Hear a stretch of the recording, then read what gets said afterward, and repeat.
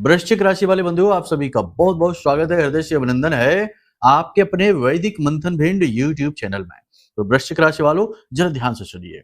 भूल कर भी, गलती से भी किसी को मत दे देना अपनी ये एक चीज। जी हाँ बंधुओं, इस एक चीज को इस समय और काल पर यानी आने वाले 5 से 7 दिनों में यदि आपने किसी को दे दिया तो आप अपना सौभाग्य तो उसे दे देंगे और उसका दुर्भाग्य आप अपने जीवन में खींच कर ले आएंगे। जी हाँ बंधुओं, जाने में या अनजाने में गलती यदि आप करते हैं तो उसकी कीमत आपको चुकानी ही पड़ती है। और ये कोई इस बार की आज की कहानी नहीं है।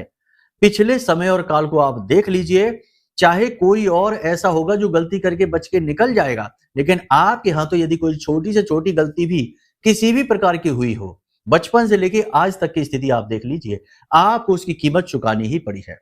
कभी कभी तो ऐसा भी हो गया है कि किसी और की गई गलती की कीमत आपने चुकाई है, केवल इसलिए कि आप उसके साथ रहे हैं। जी हाँ बंधुओं, ये आपके जीवन भर की कहानी है। हम आपके राशि को, आपके स्वभाव को अच्छी तरह से जानते हैं, तभी ये बात हम आपको बता रहे हैं। इसीलिए हम आपसे कह रहे हैं कि ये जो समय काल है, जो ग्रह स्थितियां हैं, जिस प्रकार की अनुकूलताएं और प्रतिकूलताएं हैं, इस समय और काल पर इस एक चीज का लेना देना यानी किसी को देना और किसी से लेना, दोनों ही आपके लिए भयंकर अवरोध कारक होंगे।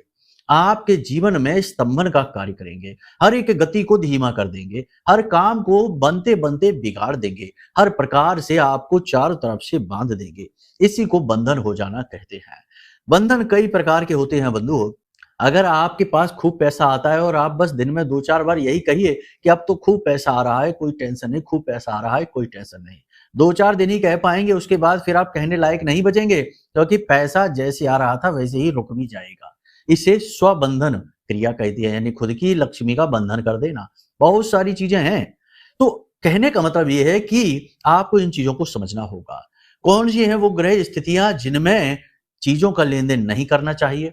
साथ ही हम आपकी कुंडली खुलवाएंगे आपसे। आप अपनी कुंडली को देखिए, आपकी कुंडली में लग्न का जो मालिक है, लग्न में जो राशि बैठी है, उससे जुड़ी हुई चीजों का लेन देन कभी नहीं करना चाहिए। कारण है इसका कि वो आप स्वयं हैं। लग्न मतलब आप स्वयं, वो स्व का भाव है। आपकी अपनी व्यक्तिगत ऊर्जाएं हैं, आपकी व्यक्तिगत सोच विचार, आपका शरीर, आपका मन, आपका स्वभाव, सब कुछ है। अब यदि आप उससे जुड़ी हुई चीजों को किसी को यूं ही दे देंगे तो कहने का मतलब यह है कि आप अपनी पॉजिटिव एनर्जी को किसी और को देंगे। जी हाँ, ये बहुत गहरा प्रश्न है, बहुत बड़ी बात है जो हम आपको बताने जा रहे हैं। कोई आपको बताएगा नहीं, आप इसे जीवन में एक बार उतार कर देखना, इसका प्रभाव आप अपने जीवन में खुद महसूस करेंगे। जी हाँ, और होता अक्सर यह है कि जिस चीज के लिए मना किया जाए, जिस चीज के लिए निषेध हो, मन उसी चीज के लिए मचलता है। ये इंसानी स्वभाव है, जाने में या अनजाने में। जी हाँ बंधुओं, तो अब डरने की कोई बात नहीं है। हम आपको आपकी कुंडली के आधार पर बता देंगे कि किन चीजों का आपको लेन देन नहीं करना है। फिलहाल इस समय और काल के अनुसार इस एक चीज के विषय में बताएंगे। 4 बड़ी भविष्यवाणियां भी करेंगे जो आने वाले 3 से 5 दिनों में आपके जीवन में घटित होंगी। 70 से 80% तो सटीक रहेगी, कुछ परसेंट यदि नहीं होती है तो समझ लो वो किसी अन्य भाई बंधु के लिए है। आखिर यह फलकथन राशि अनुसार है, आपकी कुंडली हमने नहीं देखी है। अब यदि विशेष तौर पर अपने ही बारे में जानना है, अपने जीवन की बाधाएं, परेशानियां और कष्ट से मुक्ति के मार्ग चाहिए, सही मार्गदर्शन चाहिए, तो अपनी कुंडली आपको दिखानी होगी। इसके लिए नंबर वीडियो में है, इन पर आप फोन करिए, अपनी कुंडली का श्रेष्ठतम विश्लेषण करा लीजिए हमारे द्वारा, और हम आपको आपकी कुंडली के दोष परेशानी के बारे में बताएंगे और उसकी सटीक उपाय समाधान आपको दे देंगे और कुछ दिनों में आपका कायाकल्प हो जाएगा। जी हाँ, कार्यक्रम के अंत में हम आपको बताएंगे एक ऐसी क्रिया जो आपको जरूर करनी चाहिए, आपकी राशि के जातकों को अवश्य करनी चाहिए, हर हाल में करनी चाहिए। हालांकि इस क्रिया के विषय में हमने पहले भी आपको बताया है, लेकिन आपने इसे ध्यान से नहीं सुना, ना ही समझा। लेकिन अब हम आपको बताने जा रहे हैं, इसे आप जरूर ध्यान से समझना। इसे हम आपको कार्यक्रम के अंत में बताएंगे, यह सबसे महत्वपूर्ण है।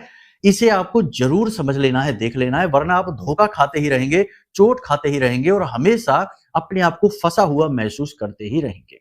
जी हाँ, तो उम्मीद करते हैं सारी बातें आप समझ रहे हैं। कार्यक्रम में अंत तक जरूर ठहरेंगे, ठहरना ही होगा, क्योंकि ये कार्यक्रम आपका उद्धारक है। कहने का मतलब यह है कि जहां से बाधाएं हटती हैं वहीं से उद्धार शुरू होते हैं, बदलाव शुरू होते हैं। वही कार्य ये कार्यक्रम करने वाला है, तो आपको अंत तक ठहरना ही होगा। माई का जयकारा लगाओ, मन में भाव पैदा करो, लिखो कमेंट में जय मां भद्रकाली कृपा करो। महामाई निश्चित तौर पर आपके ऊपर कृपा करेंगी, आशीर्वाद करेंगी और कर ही दिया है, तभी आप इस कार्यक्रम को देख रहे हैं। बदलाव भी आप महसूस करेंगे अगर आप हमारे कार्यक्रमों को ज्यादा नहीं केवल 1 हफ्ते तक देख लीजिए। उसके बाद जो हम बोलते हैं उन बातों को जीवन में उतारना शुरू करिए। गारंटी के साथ 100% कहते हैं कि आपको पॉजिटिव रिजल्ट मिलने शुरू हो जाएंगे। तो ये वादा हम कर रहे हैं, दावा हम कर रहे हैं और इसलिए कर रहे हैं क्योंकि हम जो बातें कहते हैं, ज्ञान बताते हैं, जो चीजें आपको समझाते हैं, वे पूर्ण रूप से प्रमाणित हैं। आपको ही नहीं, आपसे पहले हजारों लोगों पर आजमाई हुई हैं। इसलिए वे बातें हम जानते हैं कि वे काम करती हैं। ठीक है?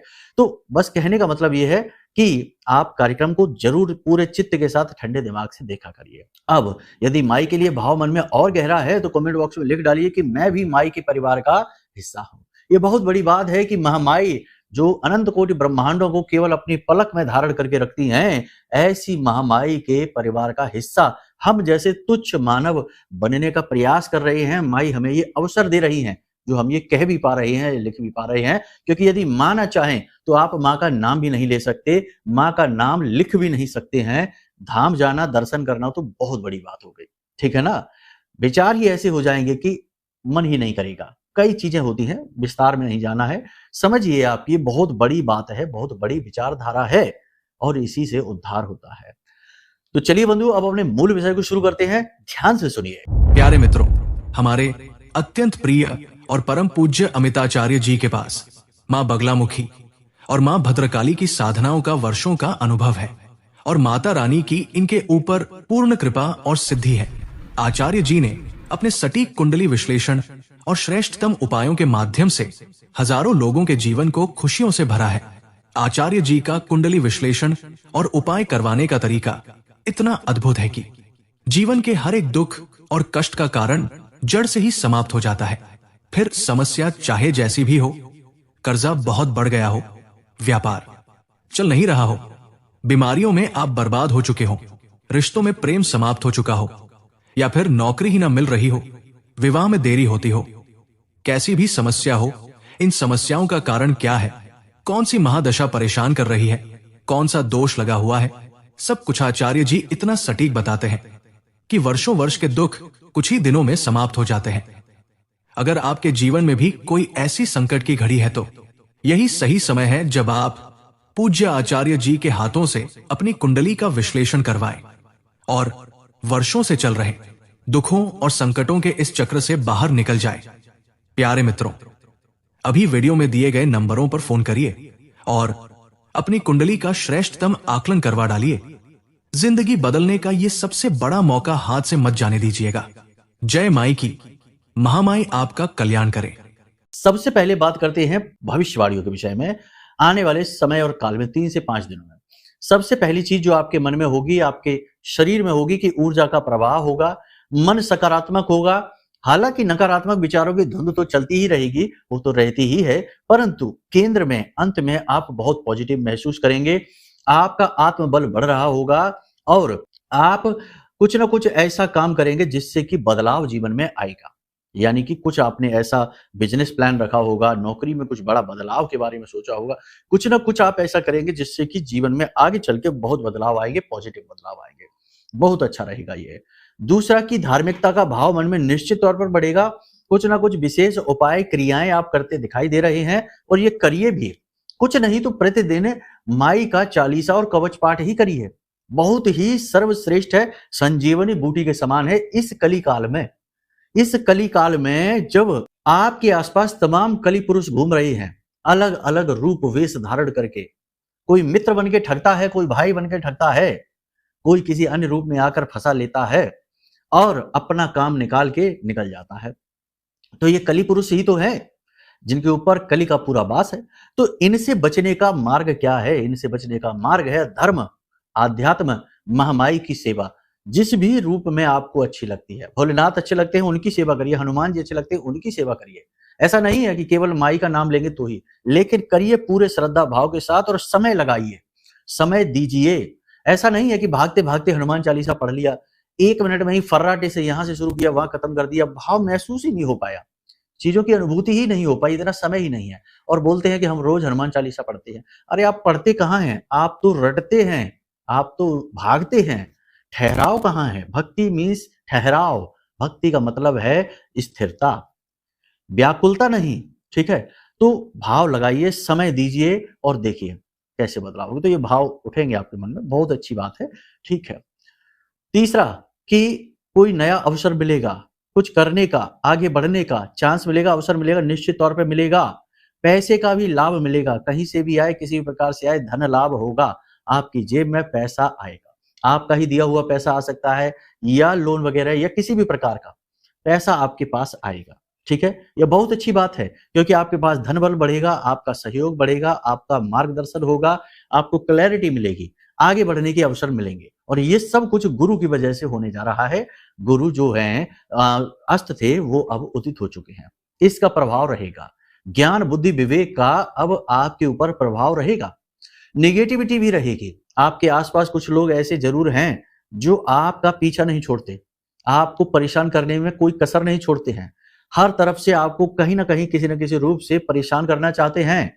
कुछ नहीं तो बातों से ही उकसाएंगे, कुछ नहीं तो ऐसा बोलेंगे जिससे आपका मन दुखी हो जाए, परेशान हो जाए। और कुछ नहीं कर सकते तो आपकी कोई पुरानी भूली बिसरी गलती को उखाड़ देंगे और उस गलती को लेकर बैठ जाएंगे और आपका मन खराब कर देंगे। ऐसे लोगों से आपको दूर रहना है। ये लोग आपको परेशान कर देते हैं। आप इनके पास जाते हैं मन का सुकून हासिल करने के लिए, अपनी भावनाओं से प्रेरित होकर, लेकिन ये लोग आपके लिए ठीक नहीं है, ये आपको घाव देते हैं, तो इनसे आपको दूर रहना होगा। अगली भविष्यवाणी ध्यान से सुनिए। आप आत्म केंद्रित होंगे।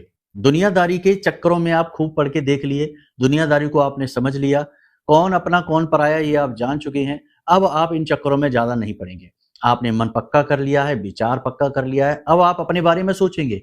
अब आप मतलबी नहीं होंगे, स्वार्थी होंगे। स्वार्थी होने और मतलबी होने में बहुत ज्यादा फर्क है। मतलबी तो पूरी दुनिया है ही, अपना मतलब निकाल रहे हैं, बस एक दूसरे से सारे रिश्ते नाते निभाए ही और बनाए ही इसलिए जा रहे हैं ताकि मतलब सिद्ध हो सके। लेकिन स्वार्थी अलग है, स्वार्थी आध्यात्मिक है। वो अपना अर्थ ढूंढ रहा है, वो स्व का बोध चाहता है, खुद के बारे में जानना चाहता है, अपने इस संसार में होने का कारण जानना चाहता है। वो किसी का अहित नहीं करना चाहता, वो केवल अपने ऊपर केंद्रित है, वह खुद के ऊपर ध्यान दे रहा है। स्व का अर्थ खोजने वाला ही तो स्वार्थी है। तो अब आप स्वार्थी बनेंगे, मतलबी नहीं। ठीक है ना, बातों के मतलब को अच्छी तरह से समझ लेना, वरना आपको हो सकता है कि कुछ बातें अटपटी सी लग जाएंगी, ये क्या कह रहे हैं। ठीक है, यही तरीके हैं हमारे। ठीक है, जो आपके शुभ में चिंतित हो जाएं, ऐसे शुभ चिंतकों से दूर रहिए। ठीक है, जो आपका शुभ करने के लिए चिंतित रहें, ऐसे शुभ चिंतकों के पास जाइए। तो ये विधियां हैं जीवन को जीने की, संस्कार है। इसी तरीके से तो जीवन में इंसान सदगति को प्राप्त करता है। ठीक है, तो अब सबसे बड़ी बात, सावधानी भी अत्यंत अनिवार्य है। बिना सोचे समझे इन्वेस्ट नहीं, जल्दबाजी में कोई कार्य नहीं, सेहत को लेकर कोई लापरवाही नहीं और किसी पर भी अंधविश्वास नहीं। ठीक है, किसी के सामने अपने दिल के राज नहीं खोलना है, अपनी बातें किसी को नहीं बताना है। पैसे का लेन देन, हेर फेर, जो भी कुछ चल रहा है, किसी को उसकी भनक नहीं लगने देनी है। अपने पैसे के मालिक खुद बनिए, किसी और के माध्यम से पैसे का लेन देन ना कराइए। कागज डॉक्यूमेंट साइन करते समय बहुत ही अलर्ट रहिए, धोखाधड़ी हो सकती है। और काले रंग का पेन का इस्तेमाल ना करिए। और जरूरी महत्वपूर्ण कार्य करने से पहले राहु काल को जरूर देख लीजिए। दिन में 1.5 घंटे का समय राहु काल का होता है। यदि राहु काल चल रहा है, उस समय पर कोई भी महत्वपूर्ण कार्य न करिए, सर्वोत्तम रहेगा। किसी के साथ बहसबाजी में न पड़िए, खास तौर से उच्च अधिकारियों की बात काटने की कोशिश न करिए, उनके साथ सहमति ही रखिए। धीरे धीरे अपने गुणों, अपने काम, अपनी मेहनत से अपने मान सम्मान को आप खुद ही प्राप्त कर लेंगे। उनकी बात काटकर अपनी तर्कशीलता को दिखाने में कोई फायदा नहीं है, आपको नुकसान हो जाएगा। ठीक है, कोई नई दुकान, कोई नया बिजनेस, व्यापार की शुरुआत करना चाहते हैं तो कर लीजिए, ये अच्छा समय है। इस समय पर आपको लाभ होंगे। लेकिन कोई भी नया बड़ा कार्य करने से पहले कुंडली जरूर दिखवा लेना। होता यह है कि लोग काम शुरू कर लेते हैं, घाटा हो जाता है, बाद में कुंडली दिखाते हैं कि क्या बात है। लेकिन फिर क्या फायदा, अब पछताए होत का जब चिड़िया चुग गई खेत। फिर क्या फायदा, खेत तो चुग ही गया, अब दोबारा कोई खेत लगेगा तब देखा जाएगा। तो ये नहीं करना है। ठीक है ना, उल्टी गंगा नहीं बहानी है। जैसा संस्कार नियम कहते हैं कि पहले ग्रह नक्षत्रों को समझो, पढ़ो, जानो, फिर कोई काम में आगे बढ़ो। ठीक है ना, पहले मार्गदर्शन प्राप्त करो, फिर आगे बढ़ो, तो वो सही विधि है, उसमें बहुत गुंजाइश रहती है कि कामयाबी ही मिलेगी। अन्यथा फिर तो मनमानी अगर आप चलेंगे तो फिर मनमानी ही आपको किस्मत नसीब मिलेगा, जो लिखा है वो मिल ही जाएगा। खैर, अब ध्यान से सुनिए, अब हम आपको बताने जा रहे हैं कौन-सी चीज़ें हैं जो आपको भूल कर भी किसी को देनी नहीं है, दान भी नहीं देनी। मंदिर में दान दे सकते हैं, लेकिन वैसे किसी को नहीं देनी कि लो भाई ले जाओ पहनने के लिए ले लो, ऐसे नहीं, ठीक है? उपहार में भी नहीं देनी। चीज़ों को उपहार में देने का चलन बहुत पुराना है, कोई नया नहीं है, लेकिन इसमें लोग अक्सर कुछ ऐसा कर देते हैं जिसमें कि अपनी खुशियाँ दे आते हैं। इत्र, परफ्यूम कभी किसी को नहीं देना चाहिए, ले सकते हैं किसी से, देना नहीं चाहिए। धार्मिक किताबें, धर्म से जुड़ी हुई कोई भी चीज़ किसी को नहीं देनी चाहिए, तस्वीर, धार्मिक किताबें, पूजा-पाठ की सामग्री वगैरह किसी को भी नहीं देनी चाहिए। अपने पहने हुए वस्त्र कभी किसी को नहीं देने चाहिए पहनने के लिए, जूते-चप्पल आदि भूलकर भी नहीं। अपनी गाड़ी, वाहन, इलेक्ट्रॉनिक सामान किसी को भी नहीं देने चाहिए। बहुत सारी चीज़ें हैं, कहने का मतलब ये है, ये तो नियम, संयम है, बहुत सारे हैं, इनको हम कभी फिर विस्तार से बताएँगे, अभी राशि के हिसाब से। अपनी कुंडली खोलकर देखिए, यदि आपकी कुंडली के पहले भाव में यानी पहला चौखाना जो बना हुआ है, उस चौखाने में सूर्य यानी सन है, सूर्य बैठे हुए हैं, तो समझ लीजिए कि सूर्य से जुड़ी हुई चीज़ें आपको किसी को भी यूँ ही मुफ्त में नहीं देनी है, ठीक है? सूर्य से जुड़ी चीज़ें क्या है? सफ़ेद रंग की कोई भी वस्तु, नारंगी रंग की कोई भी वस्तु, खाने-पीने की कोई भी सामग्री जैसे कि कोई भी फल है, कोई भी अन्न है, जैसे गेहूँ है, गेहूँ से बनी कोई भी चीज़ किसी को नहीं देनी है। इसी प्रकार यदि चंद्रमा है, तो आपको सफ़ेद रंग की कोई भी वस्तु नहीं देनी है, मिठाई किसी को भी नहीं देनी है, प्रसाद के रूप में आप दे सकते हैं, यूँ ही किसी को नहीं खिलानी है, यूँ ही किसी को नहीं देनी है और जल तत्व से ज बनी हुई चीज़ें किसी को नहीं देनी है, अपने वस्त्र आदि भी नहीं देने हैं। शक्कर, नमक भी लेन-देन में आप नहीं करेंगे। इसी प्रकार यदि मंगल है तो लाल रंग की कोई भी वस्तु, लाल रंग के वस्त्र, लाल रंग की खाद्य सामग्री और उपयोग की सामग्री किसी को भी आपको नहीं देनी है। अपने वाहन आदि भी लेन-देन ना करें, दवाएँ किसी को भी ना दें, ठीक है ना? बुध यदि है तो हरे रंग की कोई भी वस्तु किसी से यूँ ही चलते-फिरते वादा नहीं करना है, यानी आश्वासन यूँ ही नहीं देना है, किसी को वादा नहीं देना है, किसी को अपना समय नहीं देना है बिना मतलब में, यूँ ही फिजूल में नहीं। और किसी से ज़रूरत से ज़्यादा बात नहीं करनी है, किसी को भी अपनी जुबान नहीं देनी है, ठीक है? और हरे रंग की कोई भी वस्तु चाहे खाने की हो, चाहे वस्त्र हो, दाल भी यदि हरे रंग की है तो किसी को नहीं देनी है, ये विशेष ध्यान रखिए। गुरु यदि बैठे हैं तो पीले रंग का कोई भी वस्त्र, आभूषण, सोना, जेवर या फिर कोई भी खाद्य सामग्री पीले रंग की किसी को भी आपको नहीं देनी है। ज्ञान भी मुफ्त में किसी को नहीं देना है, ठीक है ना? आप किसी का भला करने के लिए किसी को कुछ समझाएँगे, कुछ बोलेंगे, लोग उसे लोग उल्टा समझेंगे और आपको ही लांछन लगा बैठेंगे, आपका समय और दिमाग खराब कर देंगे। तो गुरु बैठे हैं तो ये नहीं देना है, ठीक है? शुक्र यदि बैठे हैं तो जेवर किसी को भी नहीं देने हैं, चाहे सोने के हो, चाहे चांदी के हो। इत्र, परफ्यूम किसी को भी नहीं देने हैं। मीठी सफ़ेद रंग की कोई भी मिठाई किसी को नहीं देनी है। शक्कर किसी को भी नहीं देनी है, चावल किसी को भी नहीं देने हैं और सफ़ेद रंग की कोई भी सामग्री, कोई भी वस्त्र आदि किसी को भी यूँ ही नहीं देने हैं। शनि यदि बैठे हैं तो तेल किसी को भी नहीं देना है, खास तौर से शनिवार के दिन ना तो देना है और ना ही लेना है। और काले रंग के कोई भी वस्त्र, आभूषण या कुछ भी काले रंग की कोई भी चीज़ हो, मशीनरी आदि का भी लेन-देन किसी को यूँ ही मुफ्त में ना करें, कुछ ना कुछ मूल्य अवश्य ले लें।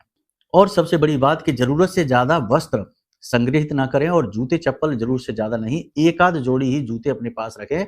2-2, 4-4, 5-5 जोड़ी जूते रखेंगे, आप परेशान हो जाएँगे। राहु या फिर केतु बैठे हैं, तो आपको अपने पालतू जानवरों को किसी के यहाँ नहीं भेजना है, किसी को नहीं देना। लोग कर लेते हैं, उसका भी लेन-देन कर लेते हैं।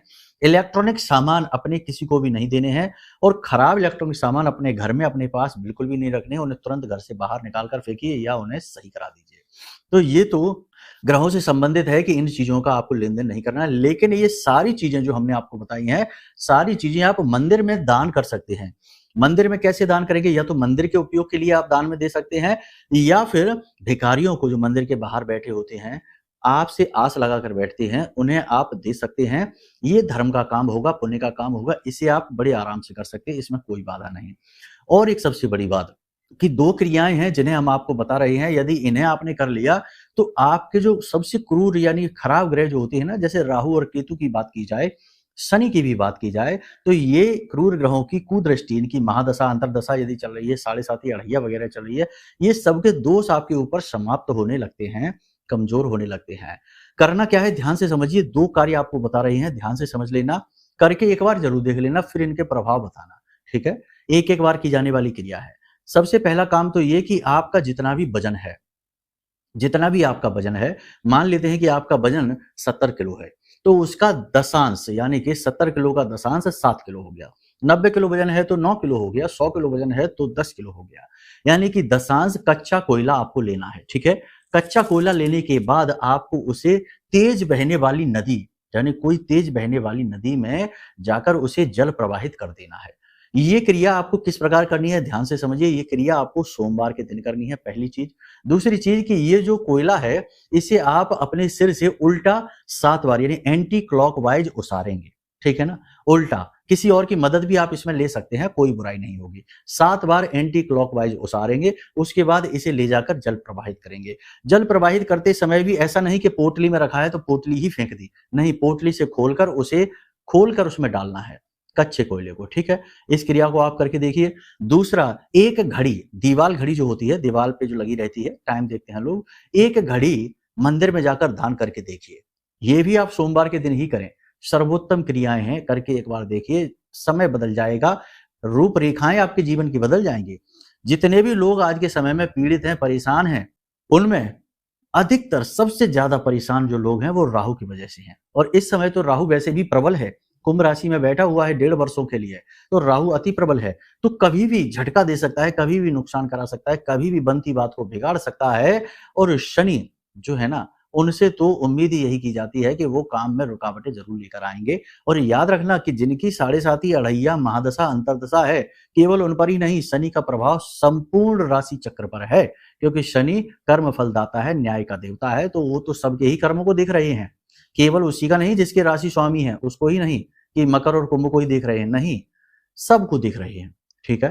तो इसलिए इनको भी पसंद। तो ये 2 क्रियाएं, साथ ही एक क्रिया और कि पशुओं को यानी गाय को और कुत्ते को रोटी भोजन जरूर कराया करिए। इनके माध्यम से भी जीवन में सुख समृद्धि को खींचकर लाया जाता है, ठीक है? इन क्रियाओं को आप करके देखिए। अब हम आपको बताने जा रहे हैं उस एक चीज के विषय में जिसके बारे में हमने कार्यक्रम में शुरुआत की थी। वो एक चीज क्या है, ध्यान से सुनिए। आपके घर की लक्ष्मी, पैसा, जी हाँ बंधु, आपका पैसा आने वाले 3 से 5 दिनों में किसी को भी अपना पैसा मत देना। लोग आपके पास आएंगे, मदद मांगने के बहाने से आएंगे, आपसे उधार मांगने आएंगे, आपसे किसी भी प्रकार की सहायता की उम्मीद आस लगाकर आएंगे, लेकिन आपको देना नहीं है। पैसा देते समय उसके चरित्र को, उसके स्वभाव को जरूर देख लेना और उसके पुराने रिकॉर्ड को भी चेक कर लेना, थोड़ी बहुत ही मदद करना, लेकिन अपना पैसा किसी को मत देना। इस वक्त आपको पैसे की बहुत अधिक जरूरत है और आने वाले समय और काल में भी आपको पैसे की बहुत अधिक जरूरत पड़ने वाली है, तो अपना पैसा भूल कर भी किसी को मत देना। दूसरा, कि धर्म से जुड़ी हुई चीजें, खास तौर से कि पूजा पाठ से जुड़ी हुई किताबें, मूर्तियां, फोटो, तस्वीर किसी को भी मत दे देना। ये दोनों चीजें यदि आपने किसी को दे दी तो आपका ज्ञान और आपकी लक्ष्मी दोनों ही चली गई, यानी नारायण लक्ष्मी दोनों ही आपके घर से चले गए। और जब नारायण और लक्ष्मी ही आपके घर से चले गए तो आपके घर में तो भूत वासा हो जाएगा, भूतों का ही वास होगा। फिर आपका उद्धार कैसे होगा, इसके बारे में सोच लेना, असंभव है, काम तो बिगड़ेंगे ही। समय और काल की ये मांग है जो हम आपको बता रहे हैं। कम से कम 5 दिन तक तो इन चीजों के लेन देन से बचना, उसके बाद फिर आप कर भी सकते हैं, लेकिन बहुत सारी चीजों का ख्याल रखते हुए, ठीक है? अब यदि आपके जीवन में कोई ऐसी बाधा, कोई ऐसी अड़चन है जो आपको आगे ही नहीं बढ़ने दे रही है, आप अपने विचारों से समस्या का समाधान निकाल ही नहीं पा रहे हैं, तो जरूर कोई बड़ी योग युति, कोई विशेष परिस्थिति है ग्रहों के द्वारा बनी हुई। तमाम तरीके की होती है, नीच भंग है, विपरीत राजयोग है, विष दोष है, तमाम तरीके की चीजें हैं, अच्छी भी है, बुरी भी है। इनके बारे में जानने के लिए कुंडली का विश्लेषण कराना अति अनिवार्य है। तो अब यदि आप कुंडली का विश्लेषण कराना चाहते हैं तो नंबर वीडियो में दिए गए हैं, इन नंबरों पर फोन करिए, सारी जानकारी दे दीजिए। छोटी सी दक्षता के साथ हम आपकी कुंडली का श्रेष्ठतम आकलन करके आपको दे देंगे और आपके जीवन में चल रही परेशानियों का जो श्रेष्ठतम समाधान है वो आपको बता देंगे आपकी कुंडली के अनुसार। उन्हें आप करके देखेंगे, आपको निश्चित लाभ प्राप्त होंगे गारंटी के साथ। जब बाधा ही हट गई तो क्यों नहीं जीवन में समाधान आएंगे। सीधी सी बात है कि जब समस्या का समाधान हो गया, यानी रोग का इलाज हो गया, तो फिर आप निरोगी क्यों नहीं होंगे। तो उम्मीद करते हैं सारी बातें आपने समझ ली हैं। अब इन बातों को अपने जीवन में उतारिए और सबल संभल कर फूंक फूंक कर चलिए, अपने ऊपर ध्यान दीजिए, यही समय की मांग है। चलिए बंधु, आज के इस कार्यक्रम को यहीं पर विराम देते हैं। हमेशा हंसते रहिए, मुस्कुराते रहिए, सकारात्मक रहिए, महामाई पर अपनी आस्था और विश्वास बनाकर रखिए, क्योंकि आपका उद्धार तो वहीं से होना है। तो प्रेम से बोलिए जय माई की।